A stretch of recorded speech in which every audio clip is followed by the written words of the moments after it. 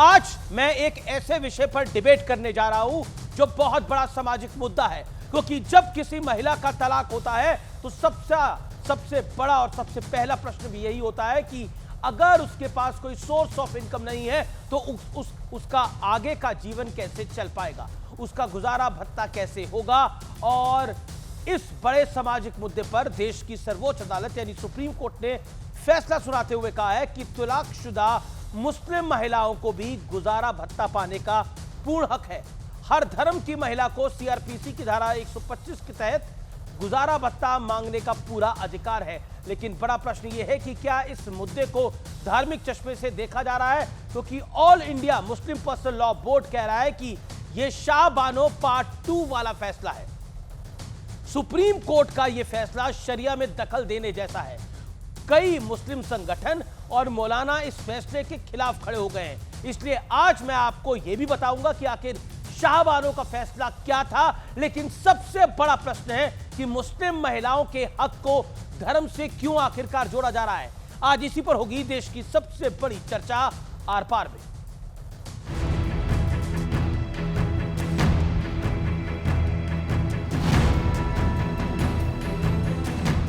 तलाकशुदा महिलाएं गुजारा भत्ता मांग सकती हैं।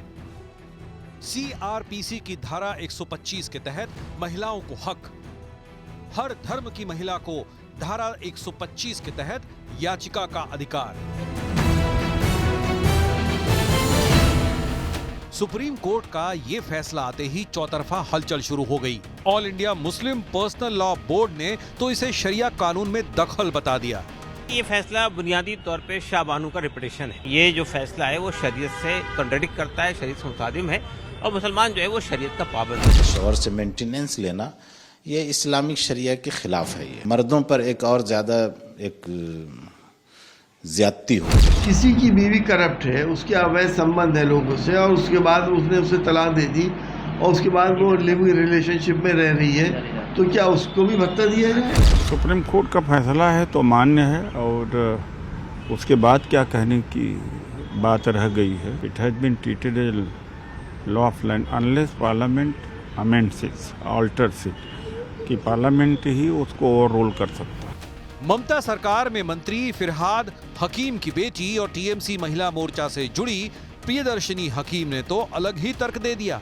औरत को वहां पहुंच जाना चाहिए कि अगर मेरा तलाक हो गया तो मुझे तकलीफ दिल में हुआ, लेकिन कल से पैसा कहां से आएगा ये नहीं सोचना चाहिए। महिलाओं की गरिमा को पुनर्स्थापित करने में जाति वर्ग मजहब के बियॉन्ड जाकर यह निर्णय मील का पत्थर और युगांतकारी साबित हुआ है। जो खता 39 साल पहले हुई थी 1985 में, वो आकर अब सर्वोच्च न्यायालय ने उसका परिमार्जन कर दिया है। तो बड़ा सवाल है कि इस सामाजिक मुद्दे को धर्म के चश्मे से देखना क्या उचित है। आज इसी सवाल पर होगी देश की सबसे बड़ी बहस। 39 साल बाद शाह बानो पार्ट 2।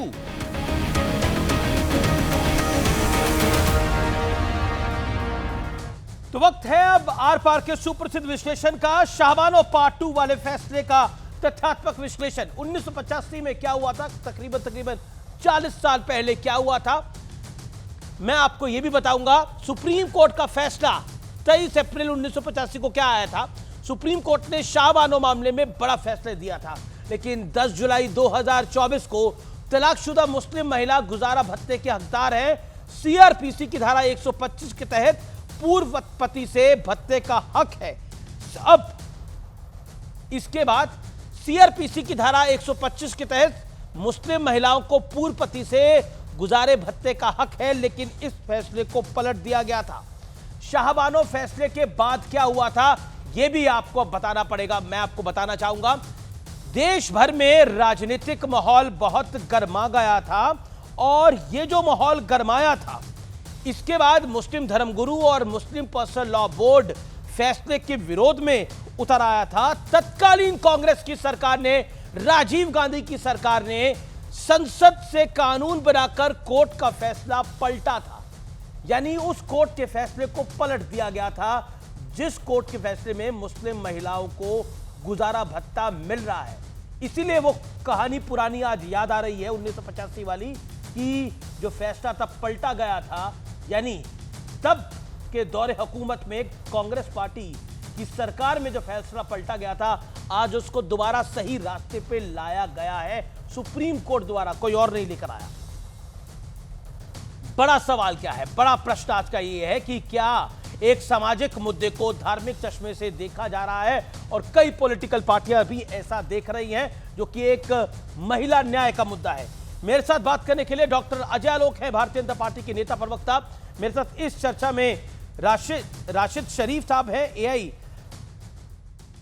AIMPLB के यानी मुस्लिम पर्सनल लॉ बोर्ड के। मेरे साथ यास्मीन फारूकी हैं, SDPI की। दानिश कुरैशी हैं, AIMIM के प्रवक्ता। मेरे साथ सुबूही खान है, राष्ट्रीय संयोजक हैं राष्ट्रीय जागरण अभियान की, उनका भी अभिनंदन है।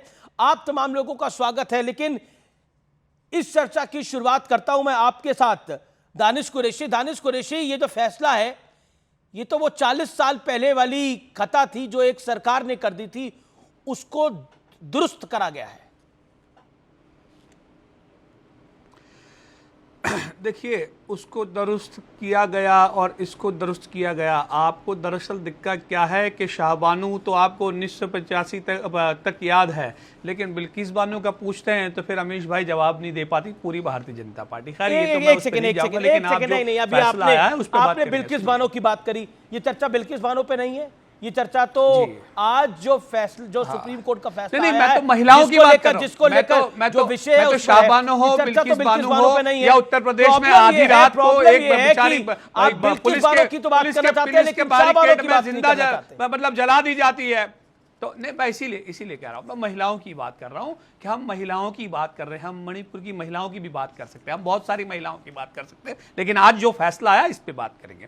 देखिए, मैं आपको एक बात बताऊं, दरअसल ये पूरे मामले को सबसे पहले तो एक उससे देखना पड़ेगा आपको कि ये पूरा मामला था तेलंगाना में, फिर वहां से ये पहुंचा हाई कोर्ट में, और हाई कोर्ट से पहुंचा ये सुप्रीम कोर्ट में।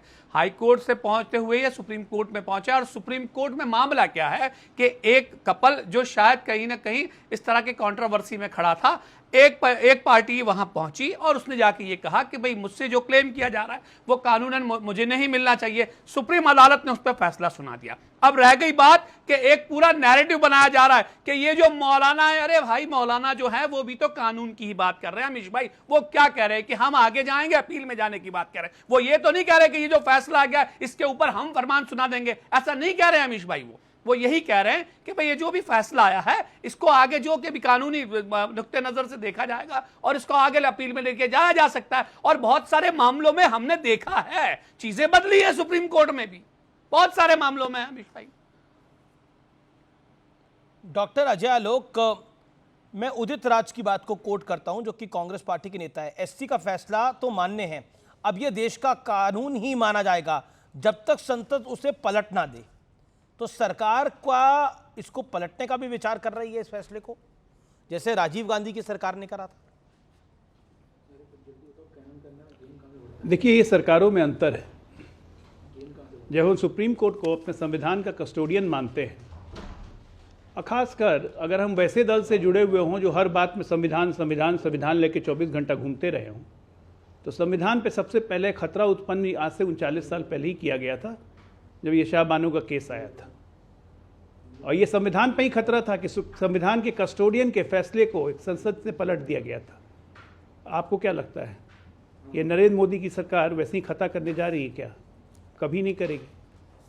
आप जब संविधान कहते हैं, संविधान को कहते हैं कि संविधान सर्वोपरि है, देश संविधान से चलेगा, हम संविधान से चलेंगे, और संविधान का कस्टोडियन है सुप्रीम कोर्ट, और सुप्रीम कोर्ट के फैसले पे ठीक है आप अपील में जाइए, लेकिन अगर अपील ठुकरा दी गई मानना तो पड़ेगा ही उसको।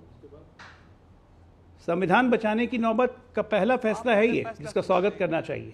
और मैं तो ये कहूँगा कि जब ये इस पर बात आगे बढ़ेगी तो इसी संविधान में लिखा हुआ एक जगह यूनिफॉर्म सिविल कोड, उस पर भी चर्चा आ जाएगा। तो ये संविधान बचाने की लड़ाई हो रही है अमीश जी, और सुप्रीम कोर्ट ने पहला अच्छा निर्णय किया, एक संविधान बचाने का निर्णय किया है। सामाजिक संगठन इसको कैसे लेते हैं, कैसे क्या करते हैं, ये उनका काम है। अपील करेंगे, बिल्कुल उनका राइट है, एक देश के नागरिक के तहत वो अपील करें, सुप्रीम कोर्ट उस पर अपना फैसला देगा। लेकिन ये राजनीतिक दलों की तुष्टीकरण के कारण इस देश में संविधान पे हमेशा खतरा आते रहा है। और कौन कौन राजनीतिक दल तुष्टीकरण करते हैं ये सबको पता है, मुझे बोलने की जरूरत नहीं है। जी, यास्मीन फारूकी मेरे साथ हैं। यास्मीन फारूकी, क्या आपको लगता है कि ये विषय एक महिला के गुजारे भत्ते का है, एक महिला की इंडिपेंडेंस का है, लेकिन इसको धार्मिक चश्मे से देख के, शरीयत के चश्मे से देख के इसके साथ इंसाफ नहीं हो रहा है? अमीश जी, ये बहस मेरी समझ से बाहर है, इसलिए कि 125 सीआरपी के केसेस में 2001 से मुस्लिम तलाकशुदा महिलाओं को बराबर गुजारा भत्ता मिल रहा है। आप कहें तो हजारों की तादाद में फाइल्स ला के आपको फैमिली कोर्ट से दिखा दूंगी। बिल्कुल आपने सही कहा। अगर आप ये बात कह रही हैं फिर तो कोई तकलीफ ही नहीं होनी चाहिए मैडम, क्योंकि कासिम रसूल इलियास हैं जो प्रवक्ता हैं all India Muslim personal law board के, वो कह रहे हैं ये फैसला शाहबानों का रिपीटिशन है। ये जो फैसला है वो शरीयत के खिलाफ है और मुसलमान जो है वो शरीयत से पाबंद है हर कीमत पर। मैं आपसे ये बात कह रही हूँ कि वो कह रहे हैं, वो क्या कह रहे हैं मैं नहीं जानती। मैं ये जानती हूँ कि 1002 से मैं आपको जानकारी दे रहा हूं मैडम। 2001 सॉरी, मैं भी जानकारी आपको दे रही हूँ कि 2001 से शायद लोगों को ये बात मालूम नहीं है कि फैमिली कोर्ट से आप कह रही है कि हर महिला को चाहे स्वागत है ना। फिर स्वागत को तो आप देखिए, मुझे एक बात बता दीजिए कि जो ऑलरेडी मिल रहा है उस पे इतना उधम मचाने की बात क्या है? ये तो बहुत पहले चले जाना चाहिए था। फिर बराबर मुस्लिम महिलाओं को मिल रहा है। मुझे कोई सा ऐसा फैमिली कोर्ट का आप ऐसा करिए, डेटाज लिखवा के निकालवा लीजिए कि जो मुस्लिम महिला को नहीं मिला हो। हर मुस्लिम महिला को मिल रहा है। इसमें कोई मतलब मेरे ये बात उधम समझ में ही नहीं आ रहा है कि क्या नया फैसला आया है। नहीं तो ये तो बिल्कुल बात आपने तो नई नवेली बात ही कर दी है। तो ये बात आपको शफीक कासमी, एसटी हसन, समाजवादी पार्टी के वरिष्ठ नेता, प्रियदर्शनी हकीम, टीएमसी की पार्टी की नेता, वो तो कह रही है औरत को कहां पहुंच जाना चाहिए। अगर कल को मेरा तलाक हो गया तो मुझे इसकी दिल में तो बहुत तकलीफ होगी, लेकिन पैसा कहां से आएगा इसे सोचने के हमारा कोई मामला ही नहीं है। इसके बारे में हमें सोचना ही नहीं चाहिए। अच्छा, इसके अलावा अगर किसी की बीवी करप्ट है और उसके अवैध संबंध है, उसके बाद उसने उसे तलाक दे दिया, उसके बाद वो लिव इन रिलेशनशिप में रह रही है, तो क्या उसको भी गुजारा भत्ता दिया जाएगा? एसटी हसन तो पूरी डिटेलिंग कर रहे हैं। मेरा पॉइंट ये है मैडम, आप कह रही हैं कि ये सब कुछ 2001 से हो रहा है, तो जब 2024 में एक कोर्ट का, सुप्रीम कोर्ट का फैसला आ गया, तो मुस्लिम पर्सनल लॉ बोर्ड, नखोदा मस्जिद की शफीक कासमी, एसटी हसन, प्रियदर्शनी हकीम, उदित राज, क्या तकलीफ क्या है? फिर दिक्कत क्या है? बोलने की आजादी है सबको। सुबुई खान जी, ये 2001 से हो रहा है, नई बात तो है नहीं है जी। देखिए अमीश, जो सिचुएशन मुसलमान महिलाओं के साथ 1984 में थी, अनफॉर्चुनेटली वही सिचुएशन मुसलमान महिलाओं के साथ 2024 में है। दुनिया कहाँ से कहाँ पहुँच गई हैं। दुनिया की दूसरे कम्युनिटीज़ की बच्चियाँ चांद पे पहुँच गई हैं और हमारी बच्चियाँ गुजारे भत्ते के लिए लड़ रही हैं 1984 से 2024 तक। मैं ये कहना चाहती हूँ कि ये मुद्दा तब तक खत्म नहीं होगा जब तक देश में तो पैसे के बारे में सोचना ही नहीं चाहिए, ये टीएमसी की प्रियदर्शनी हकीम कह रही है। अमीश, मैं ये जो क्षुद्र बहुत फुटकर राजनीतिक बयान होते हैं ना, मैं इनमें पढ़ने के बजाय एक बड़े मुद्दे पे बात करना चाहती हूँ। ये डिबेट्स हमें तब तक करनी पड़ेंगी जब तक देश में पर्सनल लॉज के नाम पर अपराध होते रहेंगे। किसी भी कंट्री में नहीं होता है। आप अमेरिका जाइए, आप यूरोप जाइए, आप रशिया जाइए, जो लॉ ऑफ लैंड होती है वो सभी नागरिकों पर इक्वली अप्लाई होती है। मुसलमान भी अगर इन कंट्रीज में रहेंगे तो वहां के सारे कानून मानेंगे, लेकिन भारत में ही ऐसा होता है कि नहीं जी, मुसलमानों की पर्सनल लॉ है, मुसलमान शरिया के हिसाब से चलेगा। और अगर कोई मुसलमान बच्ची ये पूछे कि चलो मैं मान भी लेती हूँ शरिया, क्या है वो शरिया, तो वो शरिया कोडिफाइड भी नहीं है। एक सवाल तो आपको आज न्यूज़ 18 के माध्यम से उठाना चाहिए कि ये मुस्लिम पर्सनल लॉ है क्या भला? कोई भी कानून कहलाने के लिए कोडिफाइड होता है। आपके पास तो मुस्लिम पर्सनल लॉ कोडिफाइड भी नहीं है। आप कुछ भी करते हैं मुसलमान बच्चियों के साथ पर्सनल लॉ के नाम पर। ओके। मेरा राशिद शरीफ है। राशिद शरीफ, आप all India Muslim personal law board से हैं। प्रश्न ये है कि जब ये 2001 से Amit ji south India Muslim personal law ji, south India Muslim personal law board से ऑल इंडिया से, लेकिन जब ये 2001 से ही प्रैक्टिस हो रहा है तो दिक्कत क्या है? दिक्कत क्या है राशिद साहब, दिक्कत क्या है, परेशानी क्या है? सर, आप दिक्कत कुछ नहीं है। अमित जी, मेरा एक सवाल ये है कि क्या हमारा इस्लाम कमजोर है या मुकम्मल नहीं है जो ये कोर्टों में फैसले इस तरीके से आ रहे हैं? जो मेरी बहन कोर्ट को गई, अपने गुजारा भत्ता के लिए गई, अगर उसको है सो अगर इस्लाम की पूरी है सो जानकारी होती तो वो सीधा है सो खजात के दफ्तर में जाती, खजात के दफ्तर में अपना जो भी मसला है वो हल कराती। वहां पे है सो अमित जी जो तलाक होने के बाद हमारे इस्लाम, एक मिनट सुनिए यार, एक मिनट सुनिए।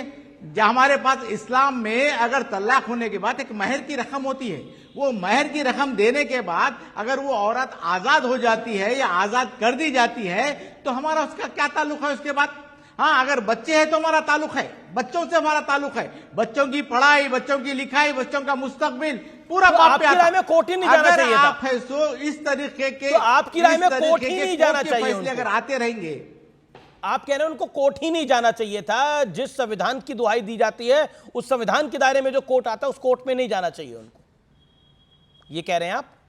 सर, शरिया लॉ है, मुसलमान फॉलो करता है अमित जी, ये हर मुसलमान हिंदुस्तान का फॉलो, और ये बनाए all Indian Muslim person law board, ये सिर्फ ऐसो आप हिफाजत के लिए बना है, इस्लाम की हिफाजत के लिए बना है। कोई ऐसा फैसला आएगा तो उन्होंने बात करेंगे, उन्होंने आगे बढ़ेंगे।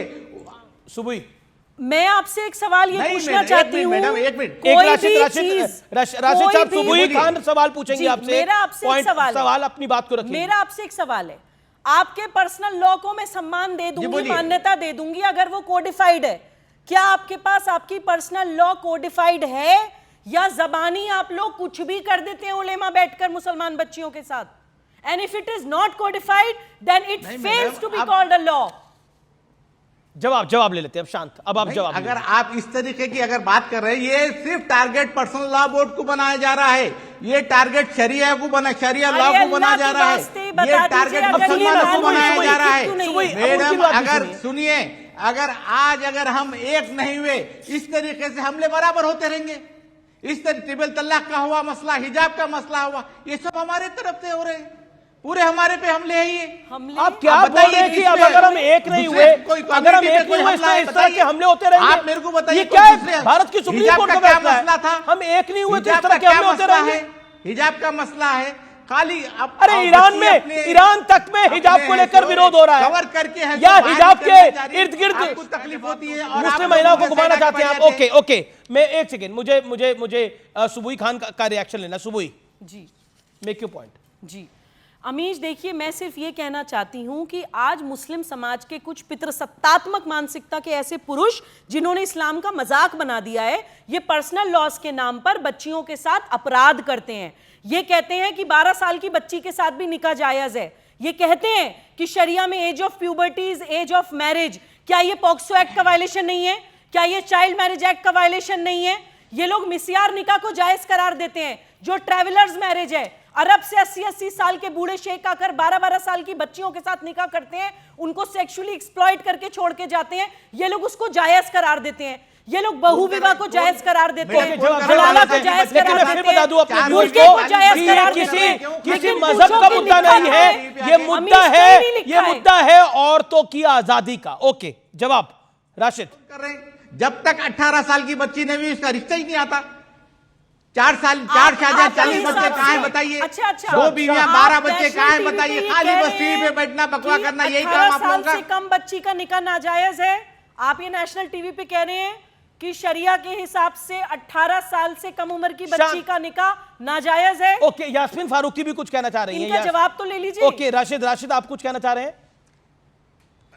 नहीं, हम लोग है सो मैडम सिर्फ हम शरिया लॉ की बात कर रहे हैं, all Indian Muslim personal law board की बात नहीं हो रही। यहाँ पे बात हो रही तो शरिया लॉ की बात हो रही। शरिया लॉ का हिफाजत करना हर मुसलमान का अव्वलिन फर्ज है। छोड़िए, जाने दीजिए। ओके, मैं यास्मीन फारूक की तरफ कर रहा हूं। देन फॉलो करते हैं मैडम, शरिया लॉ पे चलते हैं madam. Okay sir, you made your point. Okay Rashid साहब, शरिया लॉ पे होता। देखिए जैसे एक सेकंड आपने अपनी बात को रखा, जैसे करेंगे तो ये होने नहीं देंगे। यास्मीन फारूकी, जैसे सती प्रथा को गलत कहा गया राजा राम मोहन रॉय के युग में, उसमें एक बदलाव आया, एक त्रुटि थी समाज के अंदर और उसमें एक बदलाव आया, एक पॉजिटिव चेंज आया। शाहबानो के केस में वो एक पॉजिटिव चेंज आ सकता था, लेकिन तुष्टीकरण के कारण वो पॉजिटिव चेंज कांग्रेस की सरकार ने, उस समय के शासन ने नहीं आने दिया। लेकिन अब एक दौर आया है जब ये पॉजिटिव चेंज आ रहा है, जो आप कह रही हैं 2001 से चल रहा है। लेकिन पॉइंट ये है कि अभी आपके सामने all India Muslim personal law board south India के नुमाइंदे बैठे हैं और वो खुले तौर पर इसे शरिया में इंटरफेरेंस बता रहे हैं। देखिए अमित जी, मैं एक बात कहना चाहती हूँ, आप लोग बार बार शाहबानों की बात करते हैं।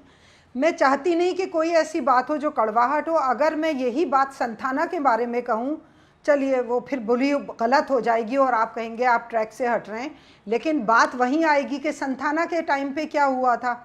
चलिए, मैं तो सिर्फ एक याद दिलाने को कह रही हूँ, उस पर डिबेट में नहीं जा रही हूँ। मैं सिर्फ एक बात कह रही हूँ कि जब 2001 से आपको भत्ता मिल रहा है, गुजारा भत्ता, तो ये डिबेट ही क्यों है? आपको करना है, आप जो करना है करिए। और ये मैं दावे से कह रही हूँ क्योंकि अमित जी, मैंने खुद ने 10 साल काउंसलिंग की है फैमिली कोर्ट में, और मैंने देखा है कि हर मुस्लिम महिला को भत्ता मिला है, और उसके बाद अगर किसी के शौहर ने नहीं दिया है तो कोर्ट दे रहा है, तो अगर कोर्ट कह रहा है कि अब उनका लीगल अधिकार है, तो फिर उसमें हर्ज क्या है? तो फिर जब हो रहा है तो ये नई क्या बात है? मुझे अगर हो रहा होता अमीश, छोटी सी दीजिए। बात है, Already- अगर हो रहा होता तो क्या इस महिला को सुप्रीम कोर्ट तक जाना होता? पॉइंट आपकी बात के अंदर, उसको इतनी लंबी लड़ाई तभी लड़नी पड़ी ना, क्योंकि नहीं हो रहा। यास्मीन जी, हो नहीं रहा था ना। आपने शायद पूरी बात सुन लीजिए। आपने या तो मुकदमा नहीं सुना, वो औरत कोर्ट नहीं गई है, औरत ने दावा किया है और औरत को मेंटेनेंस बंधा है। औरत अपने आप को डिफेंड करने के लिए तो सुप्रीम कोर्ट तक गई ना। एक 10,000 रुपए महीने की राशि लेने के लिए उसको अपनी लड़ाई भारत के सर्वोच्च न्यायालय तक लड़नी पड़ी। वहां पर खड़ी है मुसलमान बच्ची आज के समय में 21वीं सदी में एक सिविलाइज्ड सोसाइटी में, और हम लोग पढ़े लिखे मुसलमान महिला होने के नाते उन बच्चियों के साथ खड़े नहीं हो पाते हैं। यास्मीन अपनी बात को रख लें। यास्मीन जी, ओके, सुबह होल्ड ऑन। यास्मीन जी, मेरी बहन उस केस को पूरा पढ़िए। उसमें यह हुआ है कि कोर्ट ने 20,000 रुपए लोअर कोर्ट ने बांधे, उस पे वो आदमी हाई कोर्ट गया है कि साहब ये ज्यादा बंधे हैं और शरण जायज नहीं है। उस हाई कोर्ट पे उसने 10,000 बंधे। उस हाई कोर्ट के बाद जब डिसीजन हुआ तो वो आदमी सुप्रीम कोर्ट गया है कि शरण ये चीज लीगल पॉइंट है, वो लीगली वो पॉइंट बता रही है। नहीं, पर वो एक बात को सही कह रही है यास्मीन कि वो उनका जो शौहर था, यानी वो सुप्रीम कोर्ट गया अमीश, लेकिन वो क्या पॉइंट लेकर सुप्रीम कोर्ट गया है? वो क्या है कि मैं सीआरपीसी 125 नहीं मानूंगा, मैं मुस्लिम प्रोटेक्शन एक्ट 1986 मानूंगा। वो जो महिलाओं के विरोध में सारी बातें करी जाती हैं, वो कानून जो कांग्रेस द्वारा मुसलमानों को, मुस्लिम पुरुषों को अपीज करने के लिए बनाया गया था, वो कानून जो कहता है सिर्फ 3 महीने तक मेंटेनेंस दी जाएगी, वो कानून जो कहता है कि सिर्फ 2 साल तक अपने बायोलॉजिकल बच्चे का भरण पोषण करेगा पिता, उस कानून को मानूंगा मैं मानूंगा। ये कहता है वो मुसलमान पुरुष। ओके, अभी आपके सामने, अभी यहाँ पर राशिद शरीफ थे। राशिद शरीफ साहब ने जो बात बोली वो आप सबने सुनी। उन्होंने बोला कि शरिया में इंटरफेरेंस है, ऐसे कैसे हो सकता है, हम सबको एक होना होगा। मैं सिर्फ बंगाल के एक मौलाना साहब की बात कह रहा हूं जो कि इमाम है शफीक कासमी नखोदा मस्जिद के। वो कहते हैं शौहर से गुजारा भत्ता लेना ये इस्लामी शरिया के खिलाफ है, मर्दों पर एक और ज्यादती होगी, ये वो कह रहे हैं। मेरा मानना है कि ये धार्मिक लड़ाई तो है नहीं, ये धार्मिक विषय भी नहीं है, ये एक सामाजिक विषय है, तो इसको धार्मिक विषय में क्यों तब्दील किया जा रहा है? हो सकता है इससे कुछ पॉलिटिकल पार्टियों को वोट जरूर बढ़ जाए, लेकिन उन महिलाओं का क्या होगा ये सोचने की बात है। आपकी भी बेटियां होंगी, उनका क्या होगा? कभी ईश्वर ना करे कुछ गलत बात हो जाती है तो फिर क्या होगा उनका आगे भविष्य? तो ये सब सोचने की बात है, बड़ी महत्वपूर्ण बातें हैं ये। लेकिन डॉक्टर अजय आलोक, पॉलिटिक्स इस पर अपने तरीके से चल रही है।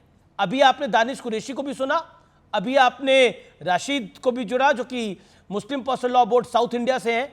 डॉक्टर अजय आलोक, ये बहुत सीरियस मैटर है व्यूअर्स, इसलिए मैं इसके ऊपर nobody should jump the gun, बहुत बहुत महत्वपूर्ण विषय है। मैं आपको कहूंगा यही इस देश का दुर्भाग्य रहा है।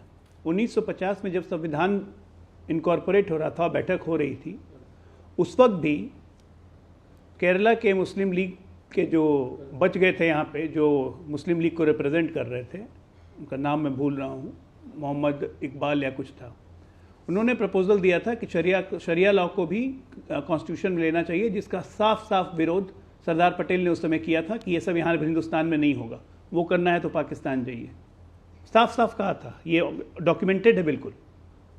लेकिन 1987 में फिर से एक एक्ट बनाकर शरिया के कुछ पार्ट को इंक्लूड किया गया कि इनहेरिटेंस के केसेस में शरीयत लॉ को, जिसको शरीयत कहते हैं, उसको माना जाएगा, उसके अलावा तो कुछ नहीं हुआ। लेकिन आज आप ये देखिए इस भारतीय लोकतंत्र की विवशता और मजबूरी कि एक महिलाओं के सम्मान और हक के और अधिकार के लिए अगर सुप्रीम कोर्ट एक फैसला देता है तो कोई भी दल उस फैसले को सपोर्ट करने के लिए सामने नहीं आ रहा है, ये सोचते हुए कि उस तुष्टीकरण की नीति में कहीं मुसलमान हमसे भड़क नहीं जाए। मतलब मुस्लिम महिला क्या हमारे देश का हिस्सा नहीं है, सिस्टम का हिस्सा नहीं है? मुझे अफसोस होता है, ट्रिपल तलाक जब मोदी जी ने हटाया था कानून लाके, जो कि इस्लाम का पार्ट भी नहीं है, सिर्फ हिंदुस्तान में फॉलो किया जाता था उसको, अधिकांश मुस्लिम देशों में बैंड है, उस पर हंगामा मचा दिया। वो किसके लिए करने आए थे? मुस्लिम महिलाओं के लिए करने लाए थे ना। लॉ क्या होता है? एक डिटरेंट होता है। उस लॉ के आने के बाद ये ट्रिपल तलाक बोलने की प्रवृत्ति कितनी कम हो गई, 99.99% कम हो गई होगी, क्योंकि लोगों में डर बैठा। समाज की कुरीतियों को हटाना कहाँ से गलत हो जाएगा? हमारे हिंदू धर्म में दहेज प्रथा थी, सती प्रथा थी, हमने हटाया कि नहीं हटाया? लेकिन उस पर तो हंगामा नहीं होता है। लेकिन इस ये जो फैसला आया उस पर हंगामा हो रहा है, अपील में जाएंगे, ट्रिपल तलाक हटाया उस पर हंगामा हो रहा है। ये देश में तुष्टीकरण कब तक चलेगा? मुझे समझ में नहीं आता राजनीतिक दलों की ये व्यवस्था क्यों है। दानिश कुरैशी जी, ये तुष्टीकरण का नतीजा है कि इन कुरीतियों को भी का भी समर्थन करना पड़ता है?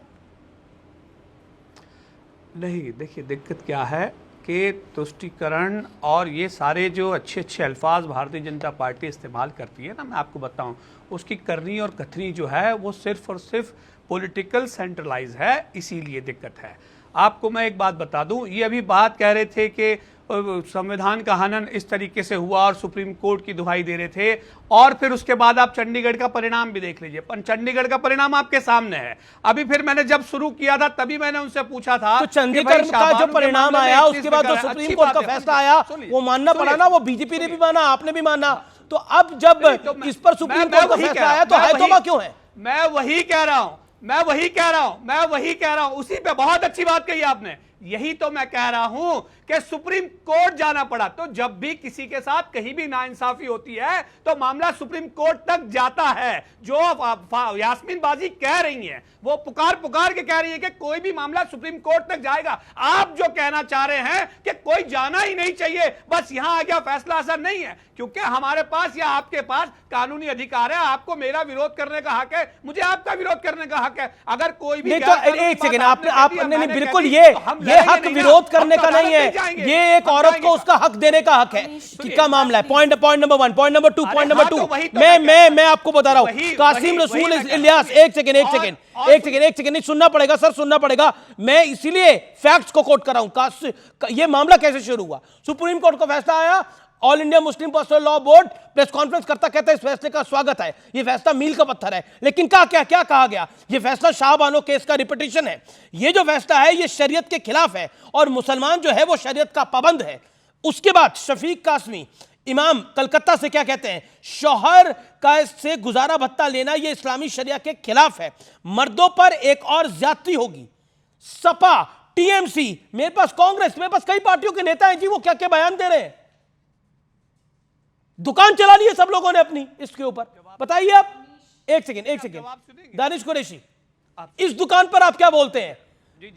जैसे सुप्रीम कोर्ट का फैसला आया कई नेताओं ने दुकान खोल ली अपनी, कई मौलाना, मौलवियों, इमामों ने दुकान खोल ली अपनी। ये शब्दों का प्रयोग, ये शब्दों का प्रयोग मत करिए कि नेताओं ने दुकान खोली। अच्छी बात नहीं है। अमित जी, आप बहुत अच्छे पत्रकार हैं और इस तरह से आप राजनीतिक पार्टियों के लिए भाषा का इस्तेमाल, मैं सियासत की दुकान की बात करते हैं मुद्दे की। मैं सियासत की दुकान की बात कर रहा हूं। हाँ, मैं तो पॉलिटिकल पार्टियों की बात कह रहा हूं। मैं तो आपको पॉलिटिकल पार्टियों की ही बात कह रहा हूं। अब सुनिए, अब सवाल आके यहां ये खड़ा है कि देखिए, जिसको भी इस गुजारे भत्ते के फैसले का सहयोग है वो उनका वेलकम करेंगे। आपका स्टैंड क्या है? विरोध में है वो उनका विरोध करेंगे। मैं आपको एक बात, सुनिए, बात तो सुनिए। मुझे ये बता दीजिए कि क्या हमारे यहाँ हिंदुस्तान में कोई भी मजहब ऐसा है जो लड़के लड़के की शादी को जायज करता हो, लड़की लड़की की शादी को जायज करता है? अगर उसके लिए आपको भी पूछेंगे तो आप भी शायद विरोध करेंगे, मैं तो विरोध करूंगा। तो दिक्कत यह है कि भाई मुझे ये मजहब में जो सिखाया गया, जो बताया गया, उसके लिए मैं बात कहूंगा। तर्ज पे मैं अगर मैं अपनी बात कहता हूं तो उससे किसी को आपत्ति नहीं होनी चाहिए, किसी को आपत्ति नहीं होनी चाहिए। अमीश, एक गलती हम लोग बार बार कर रहे हैं। जिन देशों में शरिया कानून कहलाता है, उन इस्लामिक कंट्रीज में वो एक कोडिफाइड लॉ है, इसलिए उसको कानून कहा जाता है। हम भारत में शरिया लॉ बीच में मत बोलिए, मेरी बात पूरी होने दीजिए। बौखला गए, मेरी बात पूरी ढंग से जाने दीजिए। इंपॉर्टेंट पॉइंट है, लड़की की शादी जायज है आपके मुताबिक? बताएंगी, वो कह रहे हैं लड़की की इजाजत है, इनको बताएंगे, जवाब देंगे। लड़की की इजाजत जायज है मजहबी तौर पे आपको? अरे यहाँ पे मजहबी बहस नहीं कर रही हूँ, मेरी बात पूरी सुन लीजिए पहले। अमीश प्लीज मुझे कुछ सेकंड दीजिएगा। जिन देशों में, मैं ऐसे बहस ही नहीं करूंगी, मछली बाजार नहीं है ये, इंटेलेक्चुअल डिबेट करिए। जिन देशों हम तो हमारी बात करेंगे, हम हमारे संविधान की बात करेंगे। पॉइंट है, हम लोग अगले 5 साल बाद भी यही बहस कर रहे होंगे अगर हमने इसको रेक्टिफाई नहीं किया। दानिश कुरैशी, नहीं सुनिए मेरी बात। अच्छा आप 30 सेकंड तो मौका देंगे मेरी बात 30 सेकंड पूरी तो होने दीजिए। शरिया लॉ सिर्फ उन देशों में, उन इस्लामिक स्टेट्स में कहलाता है जहां पे वो एक कोडिफाइड, एक लिखित कानून है। भारत में शरिया लॉ कहना बंद करिए, क्योंकि शरिया कानून जैसी कोई चीज नहीं है भारत में। ना वो कोडिफाइड है, ना वो लिखित है, ना वो ऑर्गेनाइज्ड है। किसी के पास कुछ डिटेल, कुछ इंफॉर्मेशन ही नहीं है उसके बारे में।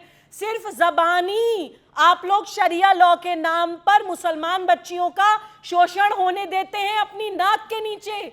आपके जैसे पढ़े लिखे मुसलमान पुरुष अपनी कौम की बच्चियों को प्रोटेक्शन नहीं दे पाते हैं, सिर्फ अपनी राजनीति करने के लिए। अब जवाब सुन लीजिए, अब जवाब सुन लीजिए, अब जवाब सुन लीजिए। बहुत आपने बात कर ली, अब सुनिए। देखिए सुनिए मेरी बात, मैं आपको एक बात कहूं कि आज से 20 साल पहले, 30 साल पहले और 40 साल पहले बहुत सारी बीमारियां ऐसी थी जो लाइलाज थी, इसमें बेड्स भी आ गए। उस दौर में हमारे चचा जब पढ़ते थे तब तो वो मेडिकल साइंस में कुछ थे ही नहीं। आज की डेट में नए नए कानून बनते जा रहे हैं, जैसे जैसे जरूरत बनी ऐसे ऐसे कानून बनते गए। अभी हमने देखा कि पार्लियामेंट में एक स्पेसिफिक लॉ बनाया गया वर्बली कि भाई यहां आप किसी तरह सिर्फ जो ओथ है उसके सिवाय दूसरी कोई बात की नहीं जाएगी। क्यों कहा गया? क्योंकि वहां स्पेस नहीं था, इसलिए। अब सवाल यह है कि अगर कोडिफाइड नहीं है तो भारत सरकार उसको कोडिफाइड करे, ताकि जो मजहबी कवानीन है, जो शादी ब्याह के कानून है, जो तलाक के कानून है, जो बाकी गुजारा भत्ता के कानून है, वो कोडिफाइड हो जाए ताकि सारा मामला खत्म हो जाए। लेकिन दिक्कत आपकी ये है कि आप को भी कोडिफाइड करना चाहते ही नहीं है, आप चाहते ही नहीं है। कुछ भी नहीं है, हवाबाजी के अलावा आपके पास कुछ भी नहीं है। अगर आपके मजहब का मामला है तो भारत सरकार का इसको कोडिफाई कर देगी। भारत एक सेक्युलर देश है, वो अपनी स्टेट लॉ एक सेकंड और मैं यहां पर एक इंपॉर्टेंट अनाउंसमेंट है, क्योंकि जब सुप्रीम कोर्ट ने 125 को, सेक्शन 125 को इंपोज किया सीआरपीसी के, तो उन्होंने बोला कि ये एक तरह से इसको जो हम इंपोज कर रहे हैं ये सेकुलर सेक्शन है, इसका मतलब इस पे किसी धर्म का कोई इंपैक्ट नहीं पड़ता। ये बहुत क्लियर है। अब आप बताइए, डाइवोर्स के लिए हिंदुओं की प्रथा अलग होगी, मुसलमानों की प्रथा अलग होगी, ईसाइयों की अलग होगी, सिखों की अलग होगी, जैनों की अलग होगी, बौद्धों, पारसियों और बाकी सबकी अलग होगी? ऐसा तो नहीं होगा। भारत तो एक हिसाब से ही चलेगा। तो जब 125 हिंदुओं पे लागू हो रही है, 125 बौद्धों पे लागू हो रही है, 125 ईसाइयों पे लागू हो रही है, तो 125 हर धर्म पे लागू होगी। इसमें तकलीफ क्या है? मैं जवाब दूं? हाँ जवाब दे दीजिए। मुझसे पूछ रहे हैं हमीश? हाँ बिल्कुल, आप ही से पूछ रहा हूं जनाब। देखिए मैं आपको बताऊं कि देखिए आपको पार्लियामेंट की शायद वो असदुद्दीन ओवैसी साहब की डिबेट याद नहीं है जिसमें उन्होंने कहा था कि हिंदुओं के लिए शादी जन्म जन्म का साथ है और मुसलमानों के लिए कॉन्ट्रैक्ट मैरिज है। तो दोनों इक्वल कैसे हो जाएंगे बताइए? आप कैसे हो जाएंगे बताइए? आप कैसे इक्वल पैरामीटर्स में ला देंगे? हाँ, रह गई बात कि इस चीजों को एक्सप्लेन करने के लिए सुप्रीम कोर्ट में अपील में जाएंगे, हम सुप्रीम कोर्ट को कन्विंस करने की कोशिश करेंगे, जो भी उलमा है हमारे, और अगर सुप्रीम कोर्ट नहीं सुनेगा तो आगे तक जाएंगे। तो इससे आगे तक मतलब नहीं क्या होनी चाहिए किसी को। सुप्रीम कोर्ट अगर नहीं सुनेगा तो आगे तक जाएंगे मतलब? अरे अपील में सुप्रीम कोर्ट के आगे कहां अपील में जाएंगे ना। 27 जज तक की बेंच है ना, आप 27 जज तक की बेंच है, वहां तक जा सकते हैं। ओके सुबुई आप अपनी बात को रखिए 30 सेकंड। देखिए, आपने जो कहा कि हिंदुओं के लिए शादी जन्मों जन्मों का मैटर है और मुसलमानों के कॉन्ट्रैक्चुअल मैरिज है, ऐसा तो है नहीं कि हिंदुओं में डिवोर्स नहीं होते। हिंदू मैरिज एक्ट आया, हिंदुओं ने भी माना। मुसलमानों में भी हम ये नहीं कहते हैं कि डिवोर्स ना हो, हम ये कहते हैं extra judicial divorce, one sided divorce, जिसमें लड़की की कोई मर्जी नहीं है, एक तरफा दे दिया जी। ये जो केस की हम बात कर रहे हैं इसमें एक्स पार्टी डिवोर्स हो गया था, लड़की मौजूद भी नहीं है, उसको तलाक भी दे दिया, उसका गुजारा भत्ता भी ले बैठे। ये जो वन साइडेड अब्यूज आप करते हैं, physical, mental, emotional, sexual, verbal, economic abuse जो आप करते हैं मुसलमान महिलाओं के साथ, उस पे आवाज उठाते हैं हम। आप कोर्ट जाइए, म्यूचुअल डिवोर्स एक एक करके ऐसे में ही चर्चा नहीं हो सकती। देखिए, मैं हमेशा बोलता हूँ एक एक करके बोलिए, लेकिन एक्स्ट्रा जुडिशियल और वन साइडेड नहीं। Okay, doctor Ajay Alok BJP के स्पोक्स पर्सन है मेरे साथ। डॉक्टर अजय आलोक, इसको धार्मिक मामला, धार्मिक जामा पहनाने का एक प्रयास हो रहा है, और मैं टीएमसी के नेता को देख रहा हूं, समाजवादी पार्टी के नेता को देख रहा हूं, इसको एक पॉलिटिकल धार्मिक जामा पहनाने का प्रयास हो रहा है। क्या आपको लगता है कि इस विषय को लेकर सरकार को इंटरवीन करना पड़ेगा एक लेवल पर, क्योंकि उनके इंटरवेंशन के बिना कैसे काम चलेगा? सुप्रीम कोर्ट का निर्णय आ गया, मान लिया बात, लेकिन अब तो ये पॉलिटिकल हो चला है मामला। मामला कुछ पॉलिटिकल नहीं हुआ है। मामला हुआ है ये कि संविधान पे वो अपने आप को थोपने की तैयारी शुरू हो रही है। अभी इन्होंने कहा बहुत प्यार से कि शरिया के सारे लॉ को कोडिफाई करवा दीजिए। ये देश एक है, ये संविधान भी एक है, और यहाँ कानून भी एक है। शरिया को जो पिछले 75 साल में भारत के लॉ में कोडिफाई नहीं करवाया गया, तो अब ये कोडिफाई करने की मांग कहां से उठ रही है? सुनिए एक मिनट, उसके लिए 1987 का 1987 का एक्ट आया हुआ, उसको पढ़ लीजिएगा। नहीं, लेकिन 1987 का स्पेशल एक्ट उसके लिए आया हुआ है। दानिश कुरैशी, अब आपकी मंशा ये है, अब आपके 1 मिनट, हमारे संविधान में यूनिफॉर्म सिविल कोड का इसीलिए जिक्र किया गया है कि एक देश, एक संविधान, एक निशान, एक कानून। एक देश में 4 कानून नहीं चलते हैं भाई साहब, इसलिए कंफ्यूजन में मत आइए। कुछ राजनीतिक दल जो आपको तुष्टीकरण करके इधर उधर की बातें बहला रहे हैं, वो सब कह के समाज में जहर घोलने की जरूरत नहीं है। ये कानून जो आया, जो सुप्रीम कोर्ट ने दिया है, ये इससे आपकी महिलाओं का भला होगा, हिंदू महिलाओं का ही भला होगा। इससे सुप्रीम कोर्ट ने कोई हिंदू मुस्लिम महिला नहीं कहा है, इन्होंने कहा हर महिला को अधिकार है भरण पोषण का, गुजारे भत्ते का। उसको आपने मुस्लिम महिला पे ले लिया तो ये आपकी प्रॉब्लम है। सुप्रीम कोर्ट का डिसीजन था हर महिला, चाहे वो क्रिश्चियन हो, चाहे वो सिख हो, चाहे वो ज्यू हो, चाहे वो बुद्धिस्ट हो। अब ये आप जैसे मुसलमानों की प्रॉब्लम है कि इसको आपने सिर्फ मुस्लिम महिला पे लेकर जोड़ के रख लिया है। हर चीज को धर्म के चश्मे से देखना बंद कीजिए इस देश में, कोई जरूरत नहीं है इसकी। जो देश का संविधान है, जो देश का कानून है, उसी से चलेगा देश। Danish Qureshi, make your point. अपने कानून थोपने की जरूरत नहीं।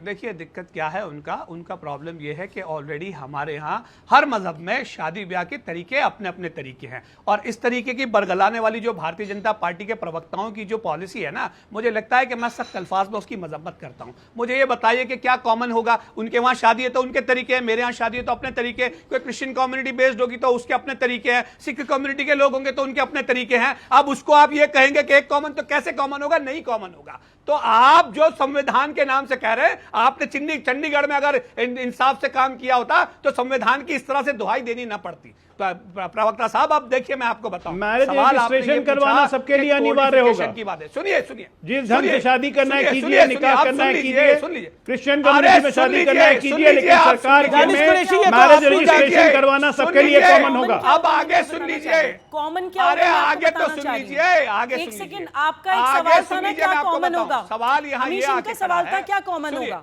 आपका सवाल था ना क्या कॉमन होगा? सुन तो लीजिए जी, आपकी मान्यताएं, आपकी परंपराएं, आपके कस्टम्स, सब कुछ आपके रहेंगे। कॉमन ये होगा कि वन साइडेड कोई किसी को तलाक नहीं दे सकता, दोनों पार्टी जज के सामने जाएंगी तभी तलाक होगा। कॉमन ये होगा कि जो जो व्यक्ति डिपेंडेंट है, चाहे वो महिला हो चाहे वो पुरुष हो, जो व्यक्ति अपने पार्टनर पे डिपेंडेंट है और घर चलाने के लिए अपने करियर को कॉम्प्रोमाइज कर रहा है, उसको दोबारा अपने पैरों पे खड़ा होने तक का समय आपको देना पड़ेगा। आप उसको अब्यूज और यूज करके बीच में लटका के दौड़ नहीं लगा सकते। कॉमन ये होगा कि अगर कोई बायोलॉजिकल बच्चा है आपका तो उसका क्या दिक्कत है इन कॉमन चीजों में? आपको बरखलाते हैं, देश को बेवकूफ बनाते हैं आप। सुनिए, कुछ भी कॉमन नहीं होगा। सुनिए सुनिए, अरे आप बेवकूफ बना रही हैं, आप बेवकूफ। इंसानियत की बातें कॉमन होंगी, हक की बातें कॉमन होंगी, इंसाफ की बातें कॉमन होंगी। शरीफ, बिल्कुल राशिद शरीफ का मैं रुख करता हूं, काफी देर से इंतजार कर रहे हैं। राशिद शरीफ, क्या आपको लगता नहीं है कि ये बयान देना कि ये मैं शफीक कासमी साहब को कोट कर रहा हूं, शौहर से गुजारा भत्ता लेना ये इस्लामी शरिया के खिलाफ है, मर्दों पर एक और ज्यादती होगी? ये मर्दों पर ज्यादती कैसे है? मतलब आप औरत को तलाक देंगे और गुजारा भत्ता भी नहीं देंगे तो ज्यादती कैसे है? अमित नहीं जी, गुजारा भत्ते की जो बात हो रही है ना, ये सिर्फ ऐसा मैं बताना आपको ये चाह रहा हूं कि औरतों को बढ़ावा मिलने वाला है, इससे और कुछ नहीं मिलने वाला है। सिर्फ औरतों को, हाँ, अगर उनके लिए कुछ करना है तो रिजर्वेशन की बात करो, उनके लिए कुछ करना है। औरतों को क्या बढ़ावा मिलने वाला है? एक सेकंड, नहीं, करेंगे और आप लोग जैसा कि हमारे बीजेपी के भाई बैठे हुए हैं, औरतों को क्या बढ़ावा? एक सेकंड, नहीं, वही रुकिए आप सर, जनाब वही रुकिए आप कह रहे हैं, एक सेकंड, औरतों को क्या बढ़ावा मिलने वाला है? औरतों को क्या बढ़ावा मिलने वाला है? बीजेपी के औरतों को क्या बढ़ावा मिलने वाला है? नहीं, इस डिबेट को यही रोकिए, ऑडियो डाउन करिए इनका। औरतों को क्या बढ़ावा मिलने वाला है? औरतों को क्या बढ़ावा मिलने वाला है? आपको ऑडियो डाउन कर रखा है सर मैंने। मौलाना साहब एक सेकंड शांत रहिए आप। औरतों को क्या बढ़ावा मिलने वाला है ये बताइए, आप क्लैरिफाई करिए। औरतों को क्या बढ़ावा मिलने वाला है? राशिद शरीफ, किधर ठहरे हैं आप लोग? आप मुसलमानों के साथ बताइए मेरे को। अमित जी पहले आप बताइए कि ये लोग मुसलमानों के साथ कहां ठहरे हुए हैं? प्लीज मेरे को बताइए, कौन से प्रोग्राम में मुसलमानों के साथ ठहरे हुए लोग? कई मुसलमानों के साथ, ना पार्लियामेंट में मुसलमानों के साथ ठहरते, ना असेंबली इलेक्शन में मुसलमानों के साथ ठहरते, फिर क्या मुसलमानों की हमदर्दी करने की बात करते हैं लोग? ये आप डिसाइड नहीं करेंगे और ये सरकार ने नहीं करा है, सुप्रीम कोर्ट का फैसला है जी। मेरा कहना है, आपने बोला ये औरत को और खुलापन मिल जाएगा, इससे आपका तात्पर्य क्या था? ये आपने क्यों बोला?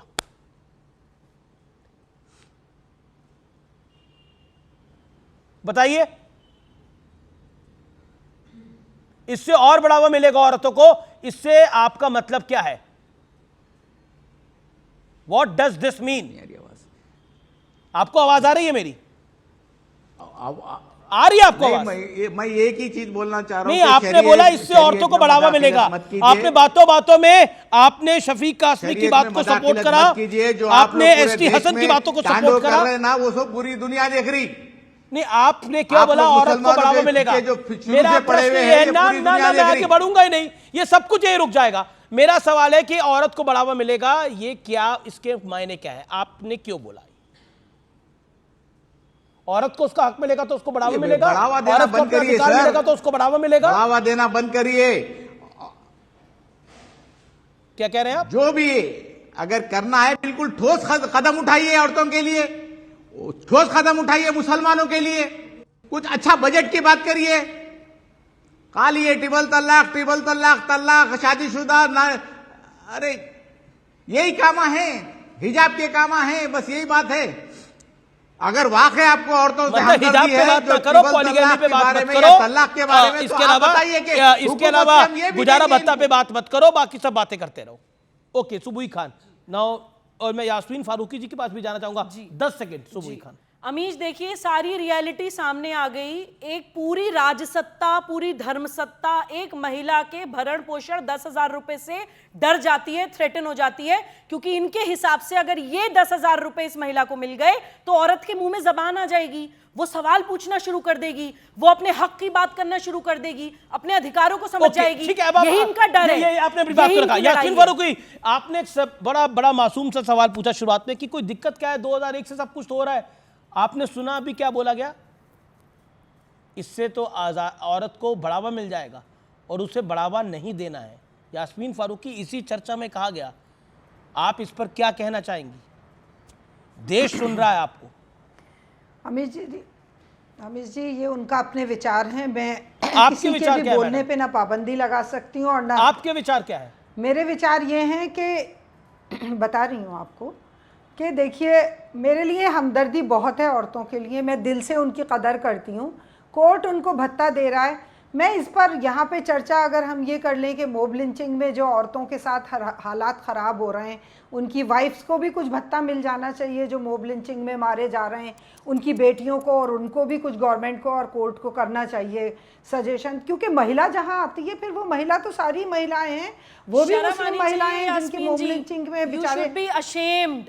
शर्म आनी चाहिए कि एक महिला होने के नाते as a community you can not stand for womanhood.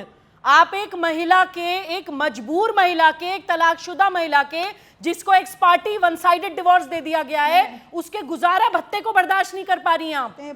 आपका अपना एजेंडा ड्रिवन पॉलिटिक्स इतनी ज्यादा हो गई है कि आप लोग सही को सही नहीं कह पाते हैं, इंसाफ की बात नहीं कर पाते हैं।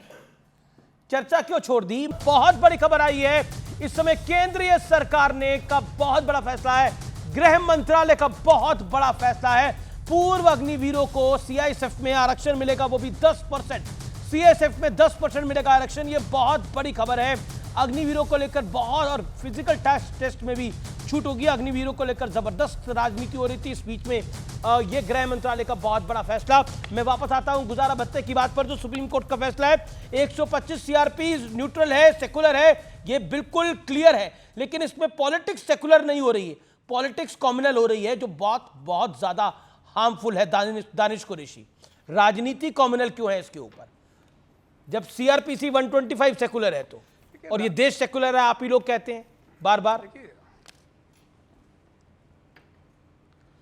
देखिए, इसमें मुझे लगता है कि राजनीति कहीं भी कोई कम्युनल नहीं है। जो मैंने आपसे कहा कि ये पूरा मामला जो है वो सिविल राइट्स से जुड़ा हुआ है, महिलाओं के सिविल राइट्स से, के पुरुषों के सिविल राइट्स से। जिन लोगों के राइट्स की बात है, उस राइट्स के ऊपर हम डिस्कशन। तो महिलाओं की राइट्स की बात हो ना, तो मर्दों के साथ जाति की बात क्यों हो रही है? तो ये शरीयत का रिपीटिशन, ये शाहबानों का रिपीटिशन क्यों हो रहा है? ये मतलब ये वहां तक क्यों जा रहा है कि अगर किसी की बीवी करप्ट हो, समाजवादी पार्टी का नेता बोल रहा है एसटी हसन, और उसके अवैध संबंध हो, मतलब हम तो मतलब इतना आगे बढ़ रहे हैं, कुछ कहने की बात नहीं। इसलिए मैं बोल रहा हूं कॉम्युनल हो रहा है। प्रियदर्शनी हाकिम तो कह रही है कि आपको दुख होना चाहिए दिल से, लेकिन पैसे के बारे में सोचना नहीं चाहिए। एक तो औरत को डाइवोर्स दे दो, उसके बाद उसको पैसे के बारे में सोचना नहीं चाहिए। वो अपने बच्चों का लालन पोषण कैसे करेगी, बताइए? दिल में दर्द लेकर सुनिए, देखिए बच्चे, सुनिए, देखिए बच्चे के लालन पोषण की जो बात है वो तो जिम्मा है ही मर्द के सर पे। तलाक के बाद सुनिए, अरे आगे तो सुनिए, हमें ये सुन तो लीजिए। शादी के बाद का जो पूरा मामला है, उस मामले को लेकर के बहस हो रही है, और बहस अच्छी बात है कि हेल्दी बहस होनी चाहिए। और ये सुनिए, doctor Ajay Alok, audio down, doctor Ajay Alok. देखिए अमीश जी, एक चीज़ आपको अभी इतने देर के डिस्कशन में इन दोनों महानुभावों के बात सुन के एक चीज़ तो लग गया होगा आपको कि इस देश में सेकुलरिज्म तभी आता है जब मुसलमानों के अलावा किसी की बात कीजिए आप, तो इस देश में सेकुलरिज्म शुरू हो जाता है। चाहे आप हिंदुओं की बात कीजिए, क्रिश्चियन की बात कीजिए, सिख की बात कीजिए, तो देश में सेकुलरिज्म आ जाता है। ये सेकुलर देश है, ये सेकुलर देश है। लेकिन जब मुसलमानों की बात कीजिएगा तो हम तो चलेंगे शरिया के हिसाब से ही, हर मुसलमान चलेगा सैया के हिसाब से, तब कुछ भी सेकुलर नहीं होता है, तब प्योर एंड प्योर कम्युनल रहेगा। ये मानसिकता है, क्या कीजिएगा? ओके, ऐसे ही चल रहा है देश, ऐसे ही चलेगा। Okay, सुबुई 10 seconds. जी देखिए, मैं आपके चैनल के माध्यम से सभी मुसलमानों तक स्पेशली मैसेज पहुंचाना चाहती हूं कि शरिया लॉ नाम की कोई चीज नहीं है। This is a figment of imagination.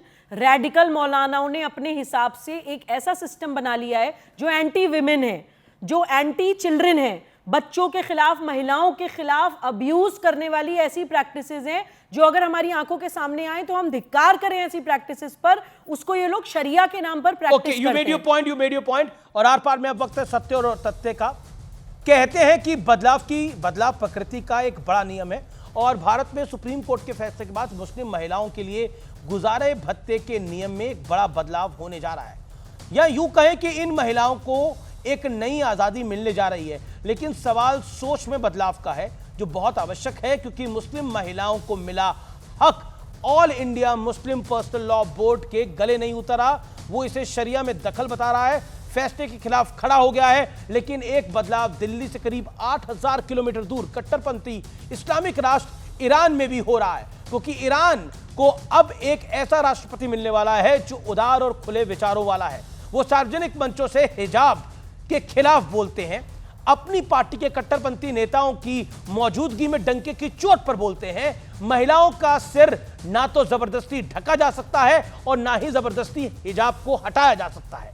Iran ने नए राष्ट्रपति मसूद पेजेश्किन ईरान के इकलौते नेता हैं जिन्होंने 2022 में महसा अमीनी की मौत के खिलाफ जमकर आवाज उठाई थी। ध्यान देने वाली बात व्यूअर्स यह है कि मसूद उस वक्त ईरान के स्वास्थ्य मंत्री थे और यहां भारत में हिजाब की ठेकेदारी बेहद आम थी और अभी भी है। छोटी छोटी बच्चियों को धर्म के नाम पर हिजाब के जाल में फंसा दिया जाता है। स्कूल कॉलेज में जो पढ़ने लिखने की उम्र है वहां पर सार्वजनिक जीवन में महिलाओं को हिजाब पहनने को धार्मिक आजादी से जोड़ दिया जाता है। हिजाब का समर्थन करने वालों को सेकुलर और विरोध करने वालों को सांप्रदायिक का ठप्पा लगा दिया जाता है। जिसको हिजाब पहना पहनने, जिसको नहीं पहना ना पहने, लेकिन ड्रेस कोड को फॉलो करे स्कूल कॉलेजेस के।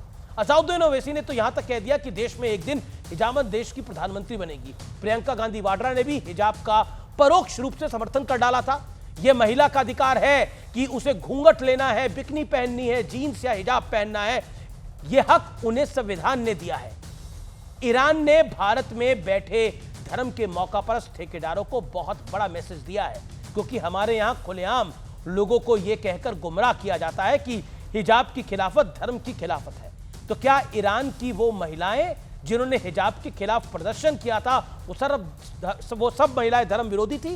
क्या ईरान के नए राष्ट्रपति भी धर्म विरोधी हैं? एक इस्लामिक राष्ट्र के नागरिकों ने कट्टरपंथ के खिलाफ वोट देकर साबित कर दिया है कि सभ्य समाज में धर्म के नाम पर प्रोपेगेंडा चलाने वालों का एक ना एक दिन खात्मा ही होता है।